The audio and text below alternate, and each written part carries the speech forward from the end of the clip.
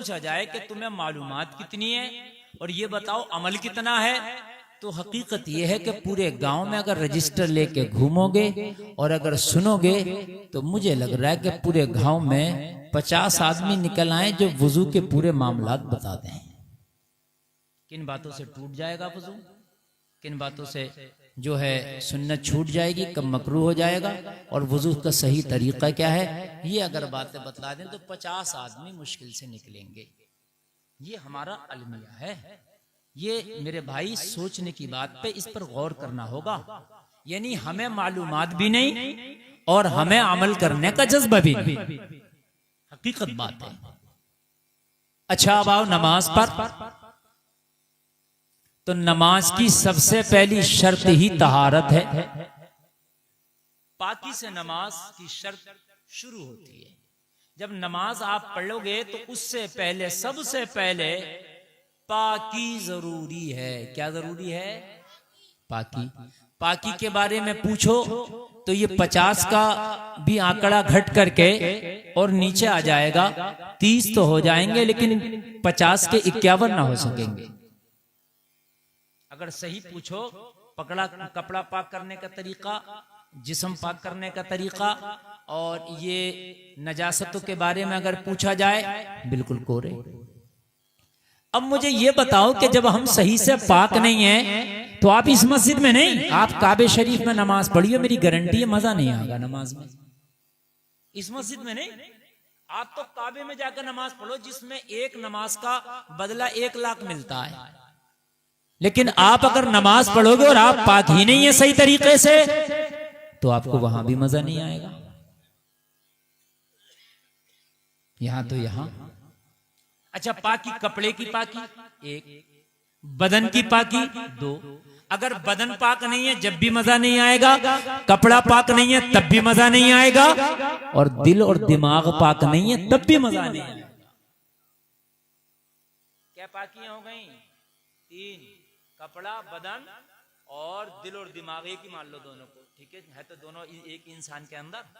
तो ये तीनों अगर पाक नहीं है तो मजा, जोर से बोले। और एक चौथी चीज और है, वो है हमारी रोजी। अगर वो पाक नहीं है तब भी मजा नहीं आएगा। ये 4 चीजें पाक करना हमें जरूरी है। खुशक है ये मौजूद जो मैं उठा रहा हूं और इसमें आपको मजा नहीं आएगा, लेकिन हाँ अगर आपने इस पर अमल कर लिया तो मैं वादा करता हूं आपसे कि आपको मरने के बाद कब्र में बहुत मजा आएगा। समझ रहे हैं आप? अब देख लो, चंद दिन के यहां मजे ले लो या मरने के बाद हमेशा हमेशा के मजे ले लो। समझ रहे हैं आप? मजे आपके लिए हैं और आप देख लीजिए कि अब हमें लेना क्या है। और ऐसा नहीं है कि जो दीनदार आदमी है दुनिया में मजे नहीं है। सही बात तो ये है कि दुनिया में मजा ही दीनदार आदमी का है। आप कहोगे कैसे? तो मैं कहूंगा ऐसे। देखो, वक्त तो बादशाह का भी गुजरता है और एक रक्षा चलाने वाले का भी गुजरता है। वक्त तो सबका बराबर चल रहा है, 12 सबके लिए बज रहे हैं। जो अब घड़ी में टाइम हो रहा तो यहाँ अमीर गरीब छोटे बड़े बुजुर्ग छोटे मोटे सब हैं, सबके लिए 12 बजेंगे। ऐसा तो नहीं है ना मेरे लिए कम आपके लिए ज्यादा, टाइम सबका कटता है यार। लेकिन कितना अच्छा हो कि नेकियों में टाइम कटेगा। जब जब तुझे मौत याद आएगी तो तेरा मन खुश हो जाएगा। कोई बात नहीं, अगर दुनिया में थोड़ी तंगदस्ती है तो क्या हुआ, या अल्लाह मरने के बाद तो तूने हमारे लिए इनामात रखे हैं। आवाज बढ़ाओ ऑपरेटर साहब, मजा नहीं आ रहा। आवाज खूब वापसी दीजिए, तवज्जो है। अच्छा, कितनी चीजों की पाकी बतलाई मैंने? जोर से बोले। 4। इंशाअल्लाह मैं गुफ्तगू करूंगा और आपको बताऊंगा। आज जलसे से ये पैगाम लेके जाना, हमें चारों चीजें पाक रखना, ठीक है? दिलो दिमाग, कपड़ा, बदन, रोजी। रोजी में ये कमाई धंधा दुकान खेती बाड़ी सब आ गया, पाक रखना। अच्छा, एक बात और सुन लियो। कुछ लोगों का ये मानना है हर आदमी चाहता अमीर हो जाऊं, हर आदमी चाहता, पैसा किसे बुरा लगता है। कुछ लोगों का ये मानना है कि भाई जब तक 2 नंबर का काम नहीं करेंगे जब तक अमीर नहीं हो सकते। ये तुम्हारी सोच गलत है। ज्यादातर सोच है कि मैं दलाली करूंगा कमीशन खाऊंगा, झूठ बोलूंगा, बेईमानी करूंगा, मालदार हो जाऊंगा। ये बहुत गलत सोच है, बल्कि सही पूछिए तो ये सोच तकदीर के खिलाफ है। तकदीर के खिलाफ है और तकदीर पर ईमान रखना जरूरी है। वल क़द्रि खैरिही व शर्रिही मिनल्लाहि तआला वल बासी बादल मौत। समझ रहे हैं आप? अच्छाई और बुराई ये आपको, ये तकदीर जो आपकी अल्लाह ने अच्छाई बुराई रिस्क रोजी लुकमा जो लिख दिया है वो मिल के रहेगा। चाहे 2 नंबर नहीं 5 नंबर का काम कर ले, चाहे 1 नंबर का कर ले, बिल्कुल हलाल कर ले, बिल्कुल हराम कर ले, जो तेरी किस्मत का है तेरा मौला तुझे दे के रहेगा। जो तेरी किस्मत का है वो तेरा मौला दे के रहेगा। जलसे में आने वालों, मेरी बहनों, मेरे भाइयों, आज मेरे जुमलों पे गौर करते चले जाना।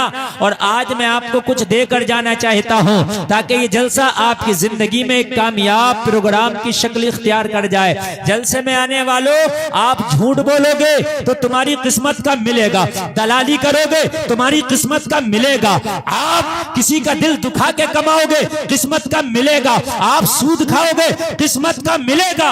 आप सोच रहे होगे कि मैं सूद खाता हूं इसलिए इतना मालदार हूं, आप सोच रहे होगे मैं दलाली करता हूं इसलिए मालदार हूं, आप सोच रहे होगे मैं कमीशन खाता हूं इसलिए मालदार हूं, आप सोच रहे होगे कि मेरा 2 नंबर का धंधा इसलिए मालदार हूं। नहीं, तू 1 नंबर का धंधा करके देख ली, जब भी इतना ही मालदार होता।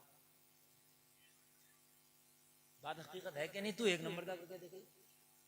आप ये बताओ मुझे, ना हर डॉक्टर मालदार है, ना हर डॉक्टर मालदार है, ना हर मौलाना गरीब है। मेरी बात हकीकत है कि नहीं है? किस्मत का मिलता रहता है। अगर ये मौलाना डॉक्टर बनता तब भी तो नहीं मिलता, और ये डॉक्टर मौलाना बनता तब भी तो नहीं मिलता। किस्मत का है, ये कहीं जाएगा ही नहीं। तो फिर एक बात मुझे बताओ, फिर ये शैतान ही तो बैठा हमारी खोपड़ियों में। और हम जो सोच रहे हैं यार, जब तक झूठ नहीं बोलेंगे जब तक कारोबार हमारा चलेगा नहीं है? जब तक झूठी कस्में नहीं खाएंगे जब तक कारोबार चलेगा नहीं, जब तक कमीशन नहीं खाएंगे कारोबार चलेगा नहीं, जब तक क्या हम दलाली नहीं करेंगे कारोबार चलेगा नहीं। नहीं, जलसे में आने वालों ये सोच तुम्हें बदलना पड़ेगी यार। कलमा पढ़ने वालों की ये सोच, तुमने बिन देखे खुदा को माना, क्या तुमने खुदा को देखा? पूरा गांव नहीं पूरा जलसा जवाब देगा नहीं। मैंने कहा क्या खुदा से कभी मुलाकात हुई? जवाब मिला नहीं। मैंने कहा कभी देखा नहीं, कभी मुलाकात नहीं हुई। फिर क्यों कलमे में कहता ला इलाहा, नहीं है कोई माबूद इल्लल्लाह, मगर अल्लाह के सिवा। तू क्यों कहता है कि कोई माबूद है ही नहीं उसके सिवा? तू जिसकी बात करता है क्या देखा? तवज्जो करना, तवज्जो करना। अरे तू जिसकी बात करता है क्या देखा? जवाब मिलेगा नहीं। तो मैंने कहा फिर तेरा तो ईमान ही इसी पे टिका पड़ा है क्या वो है? तेरा तो ईमान ही इसी पे टिका पड़ा है क्या वो है? और तू सबका इनकार करके कहता है इल्लल्लाह। बल्कि उस पर तेरा ऐसा यकीन है कि जब तुम नमाज पढ़ते हो और जब कहते अशहदु अल्ला इलाहा, जब जबान मना करती है मैं गवाही देता हूं नहीं है कोई माबूद, तो उस वक्त उंगली उठा के कहते हो जबान मना कर रही है लेकिन है एक, उंगली उठा के कहते हो आप अशहदु अल्ला इलाहा। आप कहते हो कि जबान तो मना कर रही है कोई माबूद नहीं है, मगर मेरा ईमान वो नहीं है जो जबान कह रही है। अभी मेरा ईमान ये है एक है। यानी इतना यकीन है कि थोड़ी देर जबान मना कर रही है वो भी बर्दाश्त नहीं है आपको, उंगली उठा दी नमाज में आपने। यही तो इसलिए तो उंगली उठाते हैं, ये जो अशहदु अल्लाह पे उंगली उठाते हैं नमाज में तशहुद पढ़ते वक्त, तो क्यों उठाते हैं? जबान मना कर रही है कोई माबूद नहीं है, तो इतनी देर भी बर्दाश्त नहीं है ईमान को कि जबान, जबकि जबान फौरन कहने वाली है इल्लल्लाह, मगर अल्लाह है, मगर पहले मना किया तो इतना भी बर्दाश्त नहीं कि थोड़ी देर मना करे तो खामोश बैठा रहे। नमाज में भी उंगली उठा दी, जबान तू मना कर रही है मगर एक है। इतना यकीन गजीपुर के लोगों कहने लगे हजरत जान दे सकता हूं उस खुदा के लिए है। मैंने कहा देखा? बोले नहीं। मैंने कहा उसकी तस्वीर कहीं देखी? बोले नहीं। कुछ चीजें ऐसी हैं हमने ओरिजिनल नहीं देखी, उनकी तस्वीर देखी। मैंने कहा कहीं तस्वीर देखी? नहीं, क्योंकि वो तस्वीर से पाक है। कितना बड़ा है, कितना लंबा है, कितना छोटा है, तो जवाब मिला वो जिस्म और जिस्मानियत से पाक है। जिस्मी नहीं उसका। मैंने कहा देखा नहीं, तस्वीर नहीं, मुलाकात नहीं, फिर इतना यकीन के है लड़ने मरने तैयार, तो तुम कहोगे हजरत वो है इसीलिए तो यकीन है कि वो है। तो मैंने कहा जब दिन देखे खुदा पे यकीन इतना पक्का है कि वो है, तो इस बात पे भी यकीन कर ले कि जब वो है तो अगर तू सच्चाई से काम करेगा तो तेरी किस्मत का दे के रहेगा, ये बात भी है। बेशक बेशक, सुभान अल्लाह, ये मिलेगा या रसूल अल्लाह। तेरी किस्मत का मिलके रहेगा अगर वो है। या तो ये कह दे वो नहीं है, या तो ये कह दे वो नहीं है।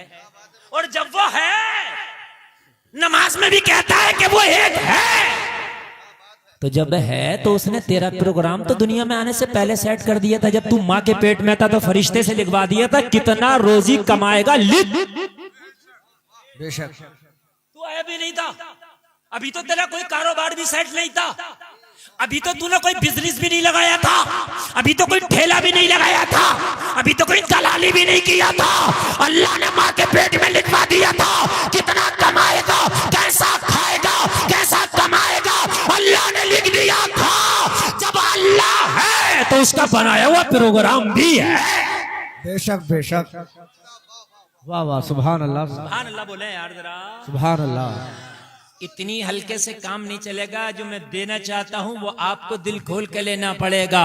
अल्लाह है। नारे तकबीर, नारे तकबीर, नारे रिसालत, नारे रिसालत, उलमाए अहले सुन्नत, उलमाए अहले सुन्नत, नारे तकबीर, नारे रिसालत, सुभान अल्लाह।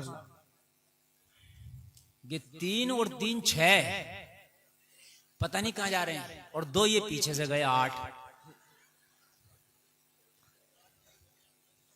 देख रहे हैं आप कितनी गुफ्तगू, कामयाब गुफ्तगू चल रही है, और 8 उठ के गए ये। समझ रहे हैं आप? नौजवानों कान खोल के सुन लो, ये जलसों में बातें सुनने मिल जाती हैं वरना नहीं मिलेंगी। जो मैं आपको बताना चाह रहा हूं इस चीज को आप ले लें। जब अल्लाह है तो उसका बनाया हुआ प्रोग्राम भी है। जोर से बोले यार। है। अच्छा एक बात और, एक बात और, बात किसी की नहीं। अगर किसी ने बात करते हुए मैंने मुंह चलता देख लिया, चाहे वो बात ना किया और उसका मुंह चल लिया हुआ, खड़ा करके दुआए कुनूत सुनूंगा उससे।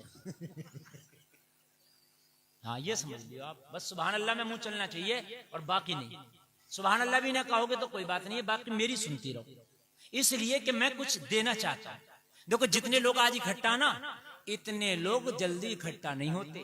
ये मौका हमें मिला है कि आप इकट्ठा हैं। कयामत के दिन आप भी मेरा दामन पकड़े फिरोगे। या अल्लाह ये मौलवी आया था हमारे गांव में, मौका दिया था, हम तो थे ही बिल्कुल निपट।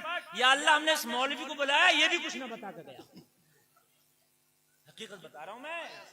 हाँ मेरे लाले डाल दोगे, मेरे आप परेशानी हो जाएगी, इसलिए भाई अपना हक अदा करके जाना चाहिए। प्रोग्राम तुम्हारे रिस्क का किसने बनाया? जोर से बोलो यार। अल्लाह। देखो कुरान में साफ फरमा दिया, इन्नल्लाह यरज़ुक़ु मन यशाअ बिगैरि हिसाब। अल्लाह जिसे चाहता बेहिसाब रिस्क अता फरमाता है। जिसे चाहता है, नाम नहीं लिया, जिसे चाहता है। ठीक है, प्रोग्राम कब बन गया था तुम्हारा?